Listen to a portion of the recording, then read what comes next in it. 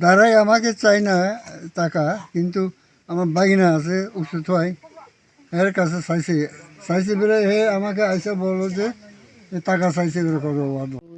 ধরে এই যে খাম্বা বাড়ির দিকে পড়ে যাচ্ছে, ইলেকট্রিক কে যারা কাজ করে এদেরকে মানে ঠিক করে দেওয়ার জন্য বলছিলাম।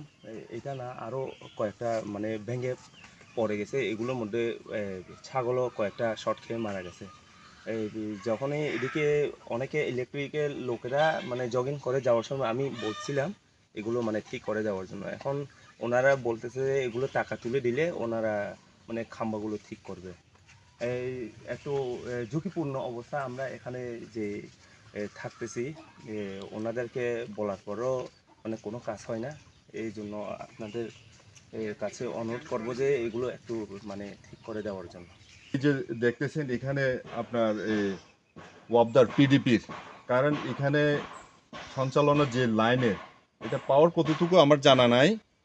তবে আমি যতটুকু জানি কিছুদিন হলো আমি এই জিনিসটা জানছি, কিন্তু আপনার এই কিছুদিন আগে যেটা ভারী বর্ষণ, পাহাড় ধসা, ঘর চাপা এবং ফসলীয় অনেকে ক্ষয়ক্ষতি হয়েছে, ওটার জন্য আমি যখন পরিদর্শনে আসি, এলাকায় যখন পরিদর্শন করি, তখন এসে দেখি এই পাড়ার হচ্ছে বত্তলি পাড়া।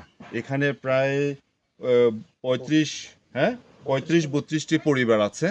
আপনি দেখেন বিগত এই 2 বছর যাবত এখানে এই যে ইলেকট্রিকের এই খাম্বা এখান থেকে ভেঙে পড়ায়, এটা কিন্তু মাটির সাথে লেগেছিল, হ্যাঁ মাটিতে ছিল। ওরা নিজেরা খুবই রিস্কে করে আপনার এই গাছের খুঁটি দিয়ে কিছুটা উপরে তুলে রাখছে।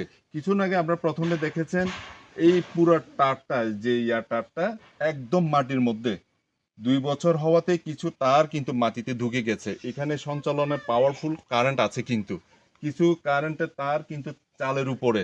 আর এখানে দেখতেছেন কারবারি ঘর, এই কারবারি ঘরের উপরেই এখানে চালের উপরে তার।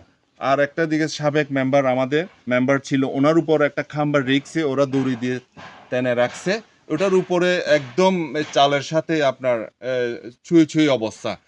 যদি ভেঙে পড়তো তাহলে এই পরিবারটা কি হতো। বর্তমান সরকার আমাদের তারেক রহমান মাননীয় প্রধানমন্ত্রী, উনি প্রত্যেকটা মানুষের নিরাপত্তার জন্য কাজ করে যাচ্ছেন। তো এখানে বর্তমান সরকারের মধ্যে আইসা যদি আমরা দেখি এই যে ঝুঁকিগুলা, কিন্তু বর্তমান সরকারের ঝুঁকি না, এটা ছিল বিগত সরকারের। এখন আমরা চাই এটা দ্রুত সমাধান হোক।